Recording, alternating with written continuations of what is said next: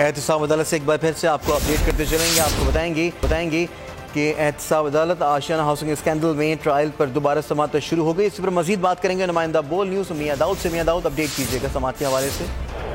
जी बिल्कुल, एहतसाब अदालत लाहौर में आशियाना स्कैंडल और रमजान शुगर मिल्स में करप्शन स्कैंडल के हवाले से दोबारा समाअत जो है वो शुरू हुई है।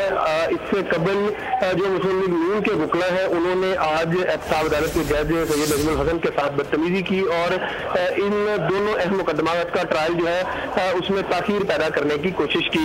लीगी वकला की तरफ से अदालत के साथ सख्त जुबान इस्तेमाल करते हुए ये रवैया इख्तियार किया गया कि आज चूंकि बार में वकला की हड़ताल का ऐलान किया है, इसलिए शहबाज शरीफ और हमजा शहबाज के खिलाफ जो ट्रायल है उसमें देर दे दी जाए। ताहम एहतसाब अदालत के जज ने इस्तफसार किया कि अभी तक अदालत के हवाले से बार एसोसिएशन की तरफ से आगाह नहीं किया गया कि आज हड़ताल है। पहले इसकी तस्दीक की जाएगी, उसके बाद इस केस को मुलतवी करने के हवाले से जो है वो फैसला किया जाए। ताहम अदालत में मौजूद जो लीगी वकला थे उन्होंने एहतसाब अदालत के जज के साथ बदतमीजी की और उनको इस बात के ऊपर मजबूर किया कि वो इस केस का ट्रायल जो है उसमें ताखीर करके इसको मुलतवी करके अगली तारीख दे देता। हम थोड़ी देर बाद एहतसाब अदालत के जज जो है वो कमरा अपने चैम्बर में चले गए और जब दोबारा तस्दीक के बाद एहतसाब अदालत में इस केस की समाअत शुरू हुई तो एहतसाब अदालत के जज ने लीगी वकला को और मियां नवाज शरीफ को मुखातिब करते हुए कहा कि अगर लीगी वकला का यही रवैया रहा तो वो तहरीरी तौर पर